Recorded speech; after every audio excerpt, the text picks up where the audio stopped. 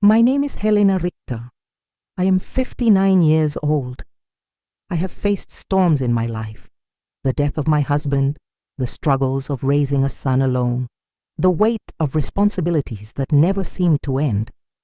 But nothing prepared me for the deepest wound, the coldness of my own son, now an adult, standing silently beside his wife, while she sliced through my heart with just a few words. That Tuesday morning began like any other. I woke early, brewed fresh coffee, set the table for one. My plan was simple, to call my son Andrew and finally ask when the wedding would be.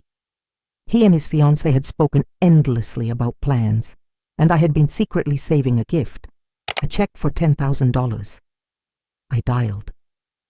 After a few rings, the voice wasn't Andrew's but Clara's. I expected her usual distant tone. What I didn't expect was the knife hidden inside her words. She looked straight into the camera, her smile chilling, and said, "We already got married yesterday." I froze. "What? Yesterday?" I stammered.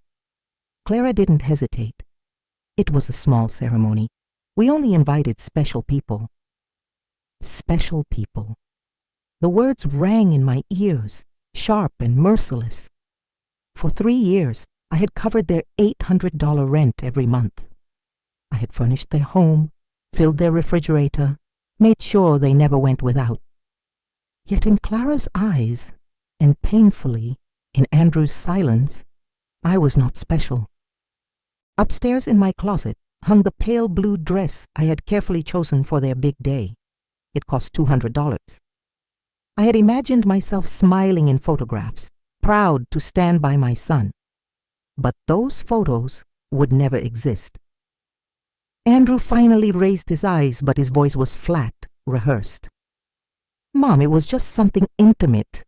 Only the two of us and a couple of witnesses." But I knew the truth. Later that day, I saw the photos online. Clara's parents, glowing with pride, stood beside the bride and groom. Her siblings clinked champagne glasses in celebration.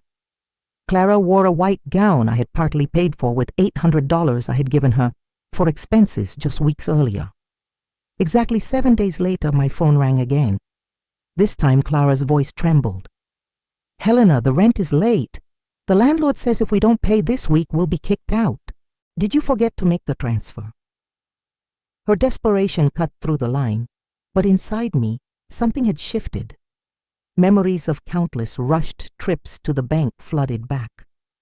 The times I skipped doctor appointments, canceled outings, even gave up proper meals so I could cover their whims. I took a long breath and answered with a calmness that startled even me. "Clara, do you remember what you told me? That you only invite special people? Well, I've decided to follow your advice." Silence. A silence so heavy it echoed. Finally, Clara whispered, "I don't understand. We've always been special to you." Her lies tasted of sugar, but I knew better. For years I had walked on eggshells, measuring every gesture, offering money in exchange for scraps of affection. I had been the perfect mother, the helpful mother-in-law, the silent provider. But those 4 words, "only special people," woke something inside me that had been asleep for far too long. The morning after Clara's trembling phone call, I sat at my kitchen table with a notebook, my checkbook, and bank statements. I wanted to know the mathematical truth of how much of my life I had poured into theirs. Rent, $800 every month for 36 months, $28,800.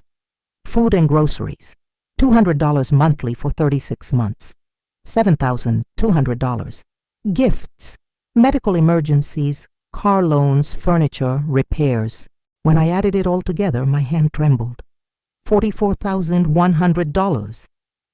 That was the exact sum of my foolishness.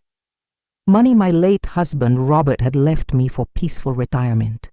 From my pension. From savings I had built penny by penny over decades. I stared at the total until the ink blurred with tears. Not tears of sadness, tears of rage. How had I confused financing with loving, giving with being loved? My phone buzzed. Andrew's name. I let it ring until it went silent. That afternoon, I walked to the bank. Not to transfer money, not to cover their rent, not to erase another emergency. This time, I went for myself. Mr. Klein, the branch manager who had processed every transfer for 3 years, smiled when he saw me. "Mrs. Richter, here to make another transfer?" "No, Mr. Klein," I said firmly. "I am here to cancel them, all of them, effective immediately." His eyebrows rose. "After 3 years, are you sure?" "I finally opened my eyes," I answered. As he processed the cancellations, my phone rang again. Andrew, then Clara, then Andrew again. I turned the phone off completely. When I stepped out of the bank, the air felt different, lighter, as though I had just cut a heavy chain from around my neck. The following afternoon, I returned from a quiet walk. But the moment I turned the corner to my street, the lightness vanished. 3 cars were parked in front of my house. Through the living room window, I could see silhouettes moving inside. They had keys I had trusted them with. I pushed open the door. Andrew sat on my sofa, head buried in his hands. Clara paced like a caged animal. At my dining table, a man in a gray suit flipped through my personal papers as though he owned them, my bank statements, my documents. "What is happening here?" my voice thundered. Clara spoke first, her tone urgent but dripping with false concern. "Helena, thank God. We need to talk. This is Mr. Fisher, from the law firm we consulted. Mr. Fisher extended his hand. "Mrs. Richter, I am Dr. Fisher, a family law attorney. Your children are concerned about your mental well-being." I ignored his hand and gathered my papers from the table, fingers shaking with fury. "These are my private documents. You had no right to touch them." Andrew's voice grew softer, condescending. "Mom, we're worried. You cut us off financially without explaining. You ignored our calls. This isn't like you. We think maybe you need professional help." Clara came closer, eyes glistening with artificial tenderness. "Helena, darling, you've been under stress. Maybe the loneliness is heavier than you think. At your age, confusion is normal." The word confusion struck me like an alarm bell. Now I understood. They hadn't come to apologize. They had come with a lawyer to declare me incompetent, to take control of the money I had spent decades building. I straightened my back, voice cold as steel. "I am not confused. I am clearer than I have been in years, and you are leaving my house right now." Mr. Fisher's professional mask didn't falter. "Mrs. Richter, if your children believe you are unable to make sound financial decisions, they have the right to intervene." Clara's mask dropped. Her voice was ice. "Everything you have will belong to us one day anyway. We're just speeding up the process." There it was. The truth, naked and vile. To them, I was already dead. A body with money attached. "Out," I said, pointing to the door.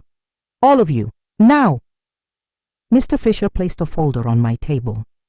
"We've prepared documents, a power of attorney. It would allow Andrew and Clara to manage your finances temporarily." Without opening it, I threw the folder straight into the trash. "The only transition happening here is you moving to the front door." Andrew tried to reach for me, but I stepped back. "Mom, this will end badly for you. One day you'll be alone, with no one to take care of you." I held his gaze, my voice breaking but firm. "I am already alone, Andrew. The difference is that now it is by choice, not by your neglect." When the door closed behind them, I stood in the silence. But this time, it wasn't the silence of abandonment. It was the silence of freedom. The night after they left, I couldn't sleep. But this time, my mind was clear. They weren't going to stop. I needed help, professional help. By 6 in the morning, I was dressed in a black suit I hadn't worn since Robert's funeral. At 8 o'clock sharp, I walked into the office of Mr. Weber, an attorney I had met years ago when handling Robert's will. "Mrs. Richter," he said warmly, "how can I help you today?" For the next hour, I told him everything, from the cold words at the wedding to the transfers, the lies, the lawyer invading my home, the threats of incompetence. Weber listened silently, occasionally shaking his head with restrained disapproval. "Mrs. Richter," he said, "what your son and daughter-in-law are doing is not only immoral, it is a crime. Elder financial exploitation, attempted coercion, emotional abuse." The words steadied me. I wasn't crazy. This was abuse, plain and simple. "We will begin by documenting everything," he continued. "Every transfer, every gift, every expense. Then we will secure your assets, change locks, update wills, create barriers. If they escalate legally, we will be prepared." For the next 3 hours, we worked through papers, receipts, bank statements. Each line was a scar of my misplaced love. When we finished, Weber leaned back. "Change the locks on your home, install a security system, open a new account at a separate bank, update your will, and begin living for yourself." I left his office with hope. That afternoon, I changed every lock. I installed cameras. I opened a new account. For the first time in years, my money was entirely mine. That evening, my neighbor Eleanor invited me over. When I arrived, I found not just her, but 3 other women waiting: Maria, Carmen, and Alfreda. One by one, they shared their stories of family members who had used them, manipulated them, treated them like ATMs. "You know what hurts the most?" I confessed. "Not losing the money, but realizing I never had the love I thought I had." Alfreda placed her hand over mine. "Helena, true love cannot be bought. If you had to pay for it, then it was never real." Her words pierced me, but instead of wounding, they healed. It was a Thursday morning when Mr. Weber called. "Helena," he said, "they have filed. Andrew and Clara are officially asking the court to declare you mentally incompetent and assign a legal guardian." For a moment, my body betrayed me. My knees weakened. "So it has come to this," I whispered. "Yes, but we are ready." That afternoon, an official envelope arrived. Petition for guardianship. Inside were pages filled with accusations that I had become paranoid, that I was isolating myself, that I had abruptly cut off my family without reason. Clara had written in meticulous detail about my supposed confusion and episodes of instability. For a moment, despair gripped me. How could lies look so official? But then I remembered. I had evidence. I had witnesses. I had truth. The next morning, I met Mr. Weber again. He had spread papers across his desk, marking sections with sharp red notes. "They are trying to build a narrative," he explained. "Paranoia, confusion, irrational decisions. But we will dismantle it piece by piece." He outlined our strategy. Dr. Moore's evaluation would prove my competence. Mr. Klein from the bank would confirm my financial discipline. Eleanor and her friends would testify to my independence and clarity. "What about Andrew?" I asked quietly. "He is my son. Won't the judge see him as trustworthy?" Weber looked at me firmly. "The court judges based on proof, Helena, and your son's greed will expose itself under cross-examination." 2 days before the hearing, Mr. Weber gathered all witnesses in his office. It felt surreal, sitting in that conference room with people from such different parts of my life. Mr. Klein in his crisp suit, Dr. Moore with her professional calm, Eleanor and her friends with their gentle but unshakable presence. "This is not just a legal case," Weber said. "This is a story, and the judge must hear the same story from every voice." When it was my turn to practice, I stood and spoke my truth. For 3 years, I gave them $44,100. I was excluded from their wedding. I was treated not as a mother, but as a bank account. I decided to stop. That is not confusion. That is clarity. The room fell silent. Then Weber smiled. Perfect. The night before the hearing, I prepared like a soldier before battle.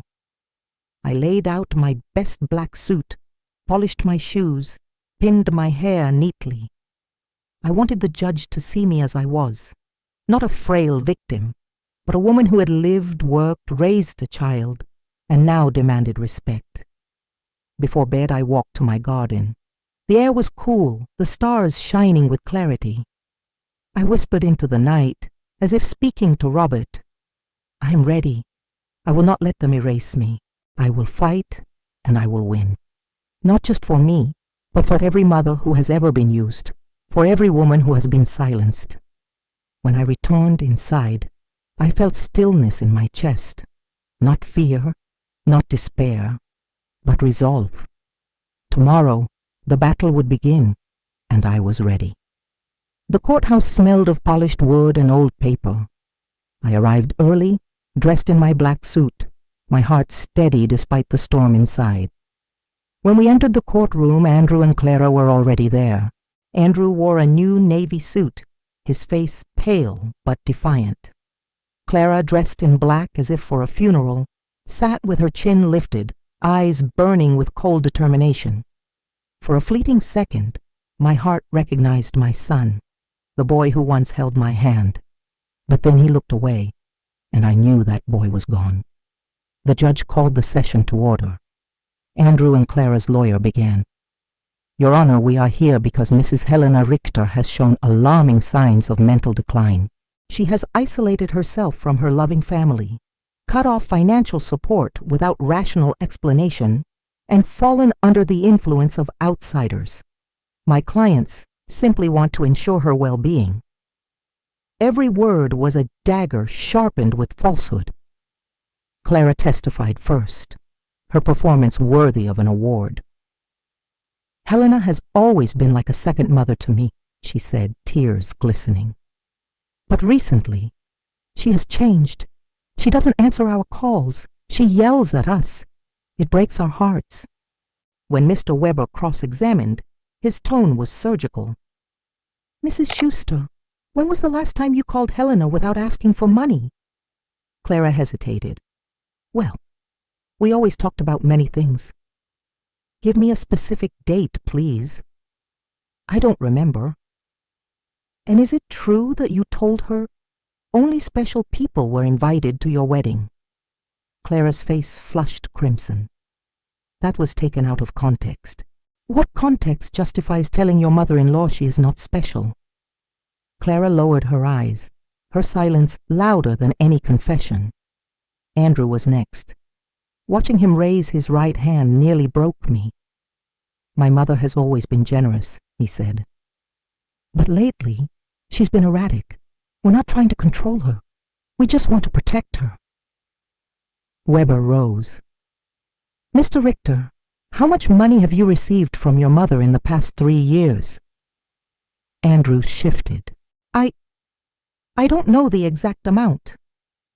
Does $44,100 sound about right? The courtroom gasped softly. And how many times have you visited your mother without asking for money? Silence. Is it true that you entered her home without permission, accompanied by a lawyer to pressure her into signing a power of attorney? Andrew's jaw tightened. We were worried about her. Weber's voice cut like steel. Worried about her, or worried about her money? Andrew said nothing. Then came our turn. Mr. Klein confirmed my meticulous financial records. Dr. Moore testified that my cognitive abilities were above average for my age. Eleanor and her friends painted a portrait of me as vibrant, capable, and independent. She tends her garden, Eleanor said firmly. She organizes her finances. She manages her own life. Helena is not incompetent. She is clear, strong, and more alive now than when she was under their financial control. Finally, it was me. My legs trembled as I rose, but when I reached the stand, something shifted. Weber guided me gently. "Mrs. Richter, why did you stop supporting your son financially?" I raised my head high, because I realized it wasn't love I was receiving. It was a transaction. For 3 years, I gave them $44,100.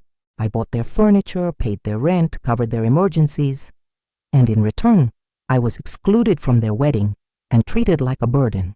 That is not love. That is exploitation. "Do you regret your decision?" My voice was clear. "I only regret that it took me so long."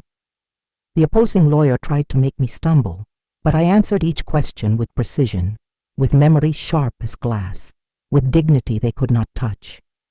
After hours of testimony, the judge retreated to his chambers. 2 hours later, he returned. After reviewing the evidence, the testimonies, and the professional evaluations, this court finds no reason to declare Mrs. Helena Richter incompetent.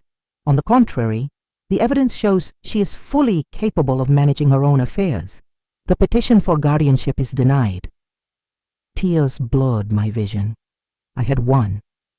But more than winning a lawsuit, I had reclaimed my dignity, my independence, my right to live free from manipulation. In the weeks that followed, my life began to shift. I sold my house and bought a smaller apartment near the city center, a place that was mine alone. I donated half of my savings to organizations that protect the elderly from financial abuse. The other half, I kept for myself, for traveling, for art classes, for little luxuries I had denied myself for years.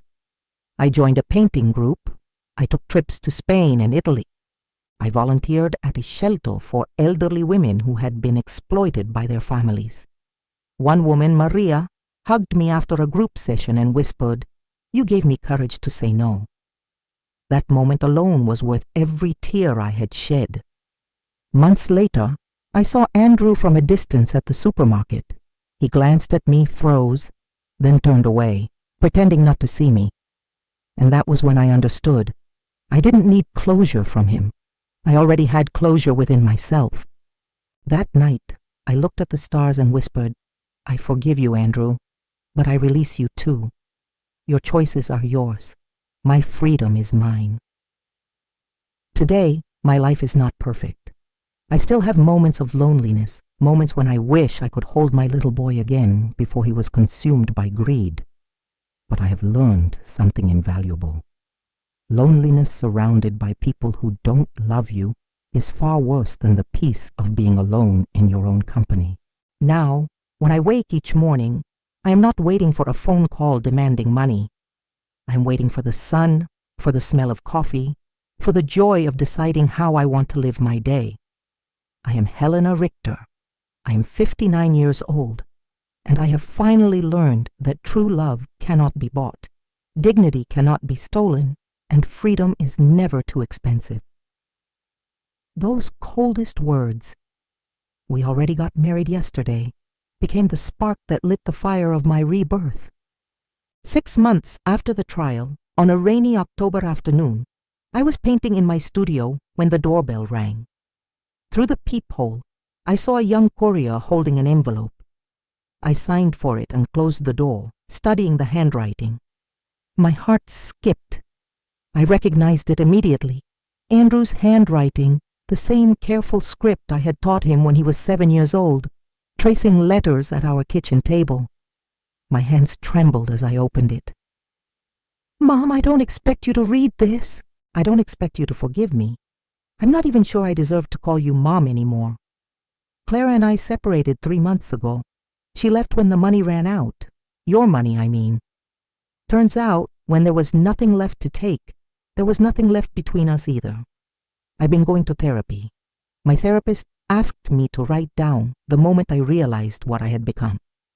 I wrote about the courtroom, about watching you stand there, dignified and strong, while my lawyer tried to paint you as incompetent. About the look in your eyes when you said you only regretted not stopping sooner. That look haunts me, Mom, because I saw something in it I had forgotten existed. The woman who used to read me stories every night, who held me through every nightmare, who worked double shifts so I could have school supplies. The woman I slowly turned into an ATM. I know I can't undo what I did. I know $44,000 can't be repaid with words. But I need you to know that I finally understand what I took from you. It wasn't just money. It was your dignity, your peace, your right to be loved without conditions. I'm not asking you to call me. I'm not asking for anything. I just needed you to know that you were right to fight. You were right to say no. You were right to choose yourself. I'm sorry, Mom. I'm so deeply, terribly sorry. Andrew. I read the letter 3 times. Each time tears fell onto the paper, smudging the ink slightly. But these weren't tears of joy or immediate forgiveness. They were tears of recognition that my son was finally seeing the truth, even if it came far too late. I folded the letter carefully and placed it in a drawer. Not in the trash, but not on display either. Somewhere in between, where unfinished stories live. That night I called Eleanor.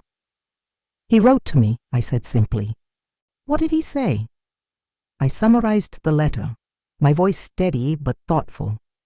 Eleanor was quiet for a moment. "What are you going to do?" "Nothing," I said. "Not yet, maybe not ever. But I won't pretend I didn't receive it. That would be dishonest, and I've had enough dishonesty for a lifetime." "Do you think he's really changed?" I looked out at the city lights twinkling in the darkness. "I think he's finally starting to understand what he lost. Whether that changes who he is? Time will tell. But it doesn't change who I am anymore. I don't need his apology to be free. I'm already free." 3 weeks after receiving Andrew's letter, I was at the community center teaching a financial literacy workshop for elderly women. It was something I had started 2 months earlier, teaching others how to protect themselves from financial exploitation. A woman in her mid-60s raised her hand. "Mrs. Richter, what if the person exploiting you is your own child? How do you say no without feeling like you're abandoning them?" The room fell silent. 20 pairs of eyes turned to me, each carrying the weight of similar stories.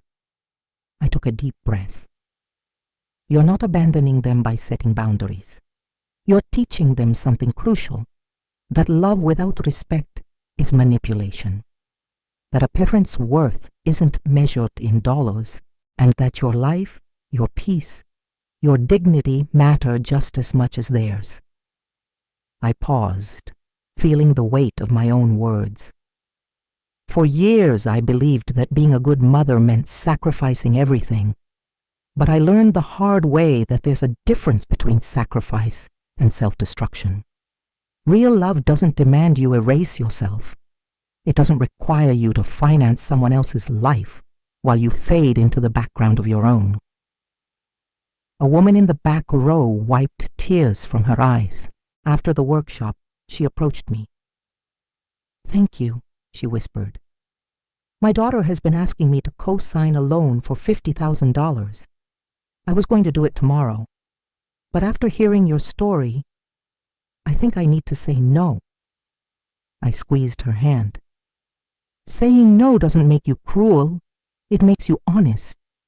And honesty, even when it hurts, is always kinder than enabling someone's dependency." She nodded, her shoulders straightening slightly, as if a weight had already begun to lift.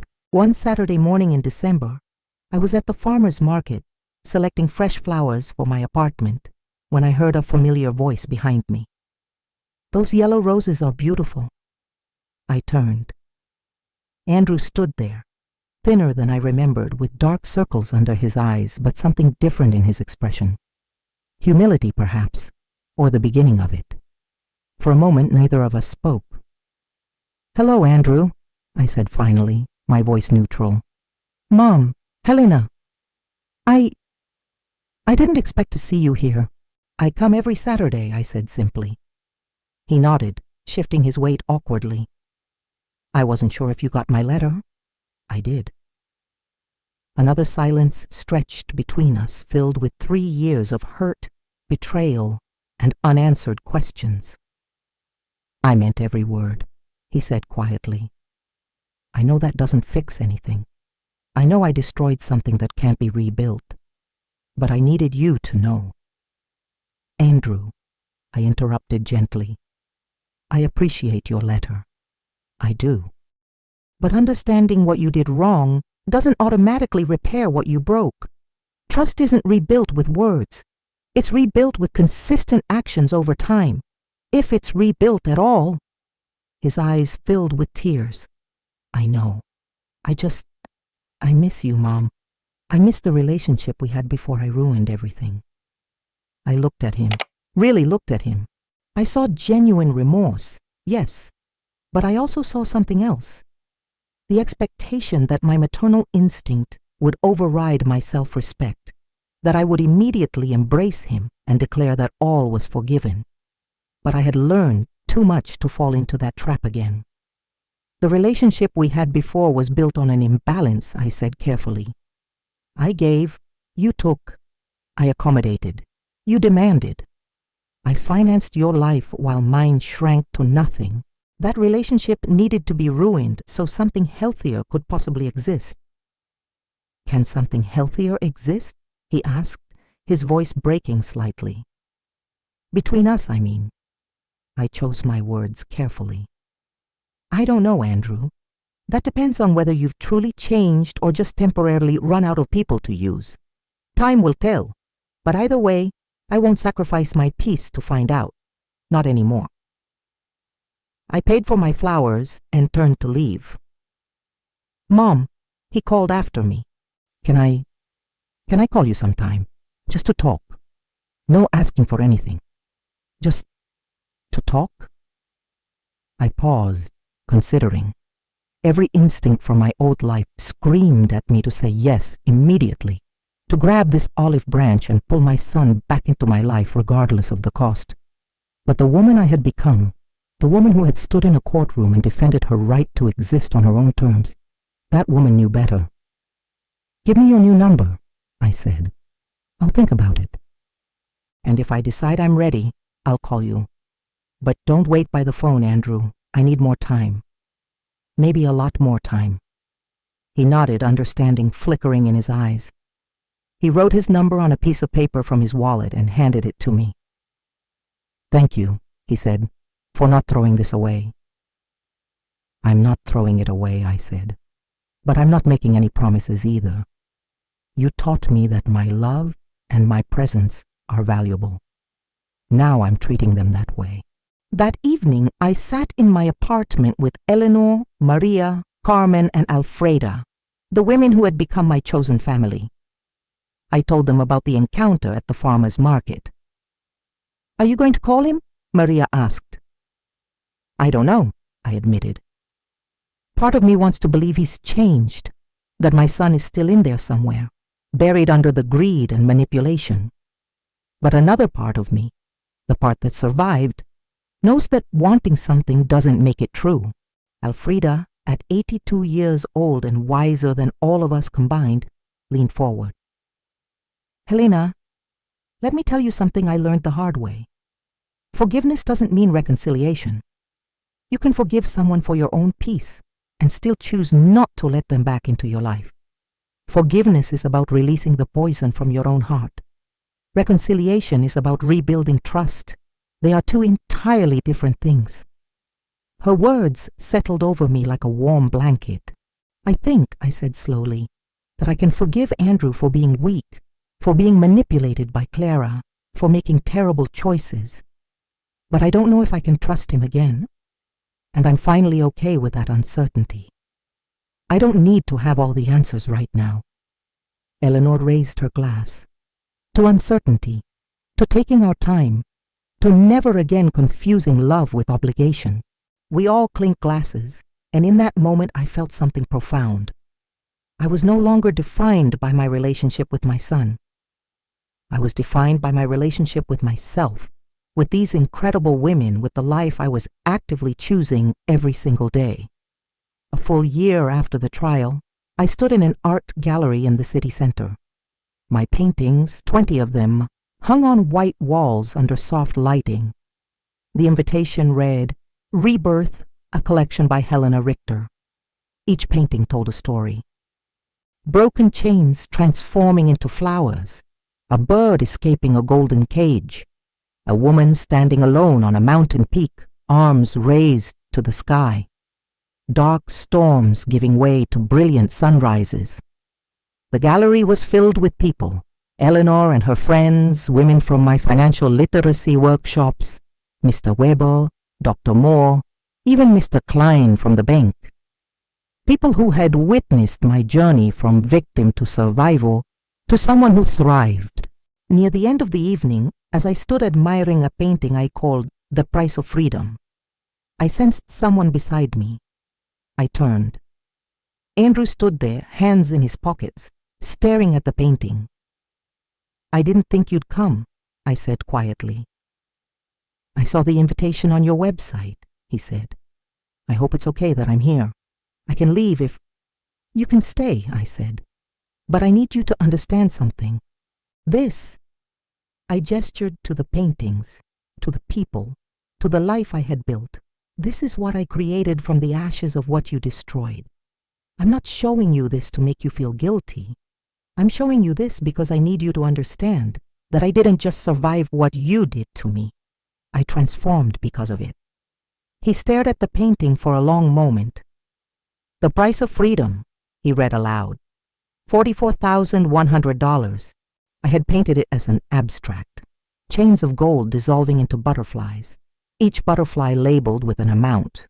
Rent, groceries, gifts, car loan, furniture, all of it floating away into a brilliant sky. "It wasn't about the money," Andrew said softly. "Was it?" "No," I replied. "It was about you seeing me as an ATM instead of as a person. It was about Clara's cruelty. It was about you standing silently while she cut me down. It was about you bringing a lawyer to my home to declare me incompetent so you could keep taking from me. The money was just the weapon. The real damage was to my dignity." He nodded slowly, tears streaming down his face. "I see that now. I'm so sorry, Mom. I know I've said it before, but—" "Andrew," I interrupted gently, "I forgive you. I forgave you months ago, not for you, but for me, because carrying that anger was poisoning me. But forgiveness doesn't mean things go back to how they were. It means I release the pain so I can move forward. Whether you're part of that forward movement or not is still undecided." "What would I need to do?" he asked. "To be part of your life again?" I considered this carefully. "You'd need to prove, through consistent actions over years, not months, but years, that you value me beyond what I can provide financially. You'd need to demonstrate that you understand boundaries. You'd need to show that you've done the work to become someone who doesn't use people. And even then, our relationship would never look like it did before, because I'm not the same person anymore." "I understand," he said, "and I want to try. Not because I need anything from you, but because I finally understand what I lost. I lost the best person in my life, and it was entirely my fault." I looked at him, really looked at him, and saw something I hadn't seen in years. Genuine remorse, actual growth, the beginning of understanding. "Then prove it," I said. "Not with words, but with time. Show me who you're becoming, and maybe eventually we can build something new. Not what we had, but something honest." He nodded. "Can I hug you?" I hesitated, then opened my arms. The hug was brief, tentative, filled with years of hurt, but also the smallest glimmer of possibility. When we separated, I said, "I'm not making any promises, Andrew, but I'm not closing the door completely either. That's the best I can offer right now." "It's more than I deserve," he said. "Thank you, Mom." After he left, Eleanor approached me. "Are you okay?" I smiled. a real, genuine smile. Yes, for the first time in years, I'm actually okay. Whether Andrew changes or not, whether we reconcile or not, I'm okay. Because my happiness doesn't depend on him anymore. It depends on me. And I've finally learned to choose myself. 2 years after those 4 devastating words, we already got married yesterday, I sat on my balcony watching the sunset paint the sky in shades of orange and pink. My phone buzzed, a text from Andrew. 2 years sober from manipulation and entitlement. Therapy is hard, but worth it. Still working on becoming someone you could be proud of. No expectations, just wanted you to know. I smiled and typed back. I'm proud that you're trying. Keep going. It wasn't reconciliation. Not yet. Maybe not ever. But it was honest, and honesty was something we had never truly had before. My life now was full in ways I had never imagined. My financial literacy workshops had expanded to 3 cities. My art had been featured in 2 more galleries. I had traveled to Paris, Rome, and Barcelona, places Robert and I had dreamed of visiting together. I had learned to salsa dance. I had published an essay about elder financial abuse that was cited in legislative hearings. I had become a court-appointed advocate for elderly victims of exploitation. Most importantly, I had learned that my value wasn't determined by how much I gave away, but by how much I kept for myself, my dignity, my peace, my right to live on my own terms. Sometimes late at night, I still thought about that Tuesday morning when Clara looked into the camera and spoke those cold words. Words that shattered me completely, but I had learned something profound. Sometimes you have to be completely shattered to rebuild yourself into something stronger, something truer, something entirely your own. I was Helena Richter. I was 61 years old, and I had finally learned the most important lesson of all. The greatest gift you can give yourself is the freedom to be yourself, without apology, without conditions, without price tags attached to your worth. Those 4 words, "We already got married yesterday," had broken my heart. But in that breaking, they had also set me free. And freedom, I had discovered, was worth everything. I received a wedding invitation in the mail. Andrew was getting married again, this time to a woman named Sophie, a therapist he had met in group counseling. The invitation was simple, elegant, and included a handwritten note. "Mom, I understand if you don't want to come, but I need you to know that I'm inviting you not because I expect anything, not because Sophie asked me to, but because a wedding without you there feels incomplete. You are invited because you are special. You always were. I was just too blind to see it. No pressure, just love. Andrew." I held the invitation for a long time, feeling the weight of the past 3 years, the pain, the healing, the slow rebuilding of trust through Andrew's consistent actions. He had repaid the $44,000, not all at once, but in small monthly payments over 3 years. He had attended therapy weekly. He had volunteered at an organization helping adult children understand financial boundaries. He had rebuilt himself from the ground up, and most importantly, he had never once asked me for anything. I called Eleanor. He invited me to his wedding. "Are you going?" I looked at the invitation, at Andrew's careful handwriting, at the words, "You are special." "Yes," I said. "I think I am. Not because I've forgotten what happened, but because I've seen him do the work to become someone different. And because I finally trust myself enough to know that if he ever goes back to who he was, I'll have the strength to walk away again." "Then I'm happy for you," Eleanor said. "You've earned this choice. On the day of the wedding, I wore a pale blue dress, not the one I had bought 3 years ago, but a new one I had chosen for myself. When Andrew saw me walk in, his face crumbled with emotion. He crossed the room and embraced me tightly. "Thank you for coming," he whispered. "Thank you for giving me the chance to try again." "Thank you," I whispered back, for finally understanding what I was worth. The wedding was beautiful, small, and genuine, And when Andrew introduced me to his new wife, Sophie looked me in the eyes and said, "Thank you for raising a man brave enough to face his mistakes and strong enough to change." In that moment, I realized something profound. I hadn't just survived betrayal. I had transformed it into wisdom, into strength, into a life that was entirely authentically mine. And as I watched my son dance with his new wife, I felt something I hadn't felt in years. Hope. Not hope that everything would be perfect, but hope that even broken things could be rebuilt into something honest and true. And sometimes that was enough. To everyone who has ever been used by someone they loved, your worth is not determined by what you give away. Your love is not measured by your bank account. Your dignity cannot be bought or sold. And freedom, true freedom, begins the moment you choose yourself. Thank you for walking this journey with me. Helena,